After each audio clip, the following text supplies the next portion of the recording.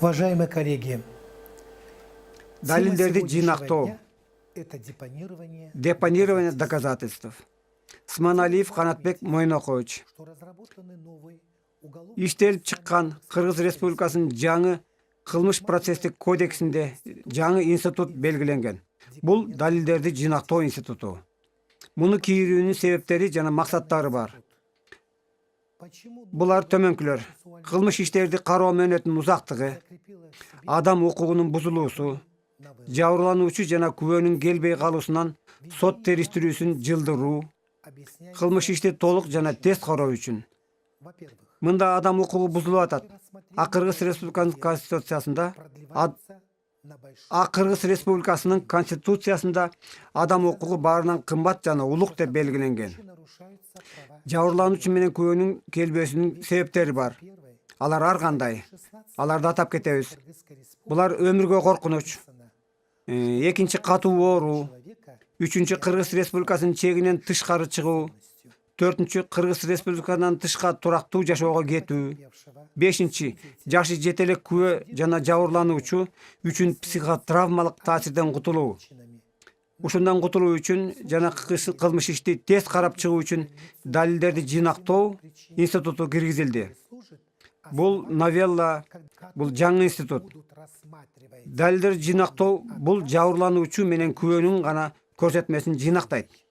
Бул тергөө судьясы тарабынан мурдатан соттук далилдерди камсыз кылуу үчүн күбөнү жана жабырлануучуну сотко чейинки өндүрүштө суракка алуу. подлежат Бул бир тараптын өтүнүчү боюнча 3 күн ичинде. повторению дела по Анткени соттук териштирүү убагында аларды суроо мүмкүн болбой калат жана алардын коопсуздугун камсыздоо зарыл болот. станции Тергөө судьясы өтүнүштү 3 күн ичинде карап, себептүү мотивделген токтом чыгарат. речь идет Өтүнүштү канааттандыруу. среди обладателей Биринчи, экинчи, өтүнүштү канааттандырбоо.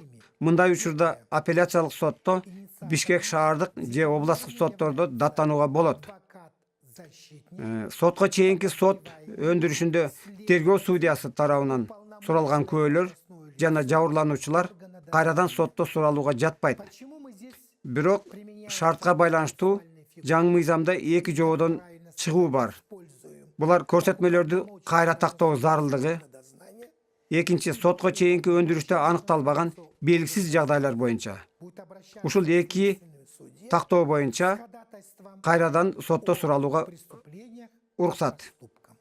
Далилдерди жинактоонун төмөнкү белгилери бар. Исполнитель депонирования Жинактоонун демилгечилери болуп адвокат, коргоочу, шектелүүчү, этих тергөөчү, алгач иликтөөнүн ыйгарым укуктуу кызматкери, компонентам дознаватель, исключение жинактоонун аткаруучусу, тергөө судьясы.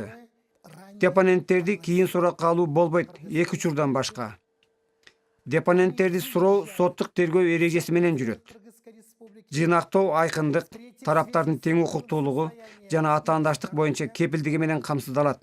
в-четвертых, Жинактоо соттук отурум протоколу менен формаланат. частности, Жинактоо үчүн юридикалык негиздер болуп төмөнкүлөр кирет. травмирующего Бул кылмыш иштин бардыгы. нанесения Экинчи, адвокаттын же шектелүүчүнүн өтүнүшү. Үчүнчү, тергөөчүнүн ыйгарым укуктуу алгач иликтөөчү органдын кызматкеринин өтүнүчү. удовлетворения ходатайства. Бешинчи, тергөө судьясынын өтүнүштү канааттандыруу же канааттандырбөө жөнүндө токтому. Основаниями Мына ушулар далилдерди жинактоого негиз жана себептер боло алат. таких субъектов, как потерпевшего и свидетеля.